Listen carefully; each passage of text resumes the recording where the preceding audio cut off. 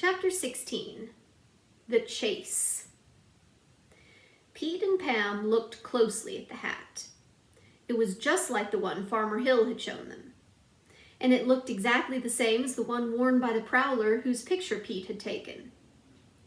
"He's here on the island, all right," Pete declared.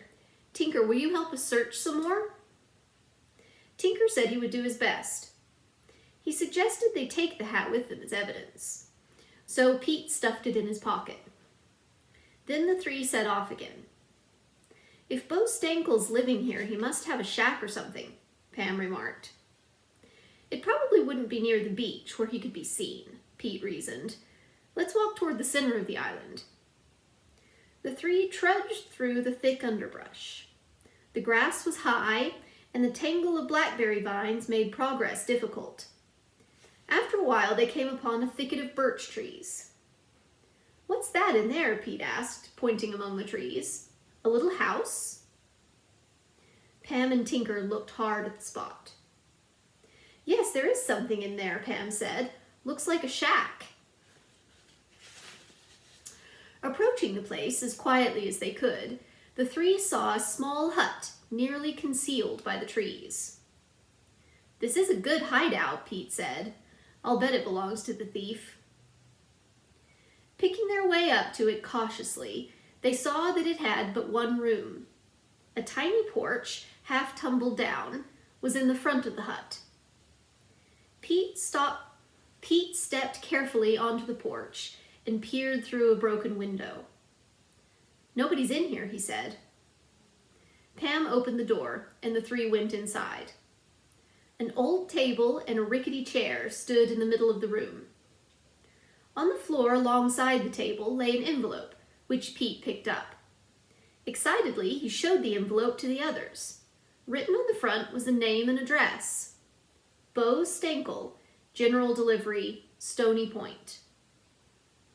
"We're on his trail," the boy exclaimed joyfully, putting the envelope in his pocket. "This is Bo Stankel's hideout." Hardly had he said this when there was a rustling sound at the back of the shack. Pete dashed through a little door at the rear just in time to see somebody racing off through the bushes. "There he is! After him!" the boy cried. Pete raced as fast as he could, pushing bushes and low-hanging branches aside. Pam and Tinker brought up the rear. It seemed as if they were gaining on the fugitive, when suddenly Pete tripped over a blackberry vine and fell flat on his face. The fall knocked the wind out of him. He lay still for a moment until Pam and Tinker helped him to his feet. Now the man was far ahead of them. By the time the searchers picked up the trail again, they heard the sputter of a motorboat. "He's gone!" Pam cried in dismay. "Not quite!" Pete shouted, racing onto the shore before the others. The boat was about 10 feet out, and Pete made a dash for it, splashing into the water. He threw himself toward the boat and grabbed onto the side as it sped into deeper water. "Hey, get off of there!" shouted the man in a rasping voice. Pete continued to climb in, staring hard at him. He had a small head with black hair that stuck up straight. His eyes were close set, his nose thin, and his mouth cruel-looking. Bo Stankel. "Let go!" he shouted again, and reached toward Pete. "Not until you give yourself up," the boy replied bravely, pulling himself over the side of the boat. Bo Stankel snarled, and like lightning shoved a bony hand at the boy. It caught Pete on the chest and sent him reeling backwards into the water. He disappeared. When Pam saw this, she screamed. "Don't worry," Tinker said. "Pete's a good swimmer, isn't he?" But the boy did not come up immediately, and the boat churned away. "Oh dear," Pam said nervously. "Maybe that man knocked Pete out." Then suddenly she saw his head pop to the surface, and with strong strokes he swam to shore. "Oh, I thought you were drowning," Pam cried as her brother waded dripping wet onto the shore. "I swam underwater so Bo wouldn't see me," Pete explained. "Then it was Bo Stankel?" Pam exclaimed. "Sure it was. We'll get him yet." The children decided that the best thing to do was return to Shoreham and tell the police about Bo. They hopped into their boat, and Pete gave it all the speed he could. It finally went so fast the prow lifted out of the water a little. "I'll land at the police dock," Pete said, and in a little while he drew alongside it and stopped. "I guess I'd better get back to the store," Tinker said. "You two can handle this alone." He grinned. "You're real good detectives." He went off, and the Hollisters walked into headquarters. Officer Cal Newberry was on duty. "Hello, children, what can I do for you?" he said, smiling. Pete and Pam told their story quickly. The island was the hiding place for the toy thief. They thought his name was Bo Stankel. "Here's our proof," said Pete, proudly handing over the note in the little red hat. "This is amazing," Officer Cal said, and wrote everything down. "I'd like to find that thief." Cal said he was new in the department and would like to solve a big mystery. Maybe this was his chance. "Besides," he said, "we can't have a character like Bo Stankel running loose around Shoreham. I'll see if we have any record on him." Cal opened a filing cabinet and looked through a lot of papers. Finally, he exclaimed, "Yes, here's his name and picture." "That's the man," the Hollisters cried. "He was in trouble at Stony Point last year," Cal said. "He stole a farmer's horse and was caught. But he was let off with a light sentence as it was his first offense." The young policeman closed the filing cabinet and picked up a telephone. As he dialed a number, he said to the children, "I'm calling our state police motorboat patrol at the lakefront to keep close watch on Blackberry Island. I can't go myself because I must stay at headquarters this afternoon." Cal told the lake patrol officer who answered the phone about the Hollisters' mystery. He said 2 men would go to the island and would report back at once if they found the thief. "We'd better go home now," Pam said, so she and Pete left. When it grew dark that evening, the Hollisters looked over toward Blackberry Island. Every once in a while they could see lights flashing back and forth. "It's the police," Pete said. Would they succeed in nabbing Bo Stankel? When morning came, everyone eagerly awaited news from Cal Newberry. The telephone rang, and Pete quickly answered it. "This is Officer Cal," the voice said. "I have just received a radio report from our motor launch police."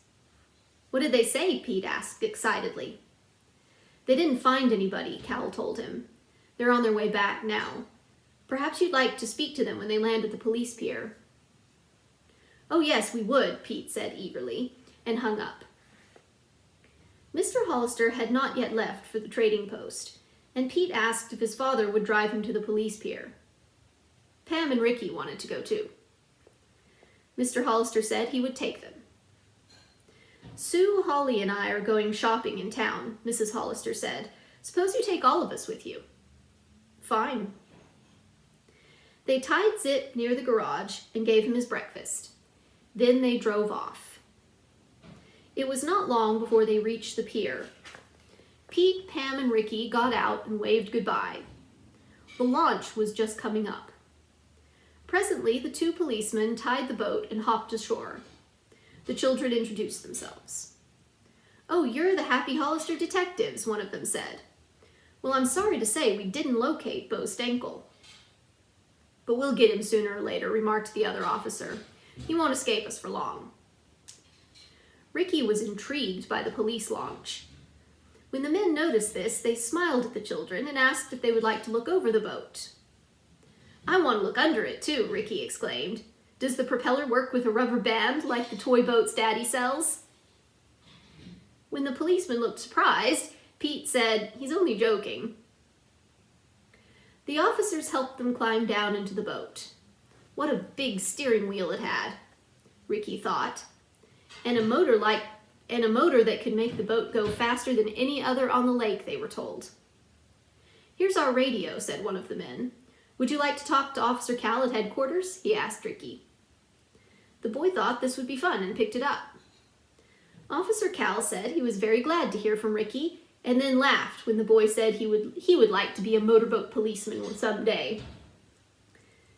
When the three children finished looking over all the gadgets on the police launch, they thanked the officers and started for home. When they arrived, they were amazed to see the back door standing wide open. "Mother must be back," said Pete. But no one was around. "I'm sure she closed this when we left," Pam said, worried. "Maybe somebody's in the house." The children hurried from room to room, keeping together. They looked in closets and under beds, but found nobody. "I guess we were wrong," Pete said as they returned to the living room. Suddenly Pam noticed that everything in the room was covered with fine dust. "Where did this come from, I wonder?" she asked. "Maybe the chimney?" Pete suggested. He looked into it, half expecting to see someone hiding up the flue. But he was wrong. "I know," said Ricky. "It came from the cellar. Let's look." He unlocked the door, and the three of them hurried downstairs. What a mess the cellar was! Bricks were strewn all about, and the air was filled with mortar dust. Pete began to cough. "Look, look," he exclaimed to the others. "The bottom of the chimney. It's been torn apart."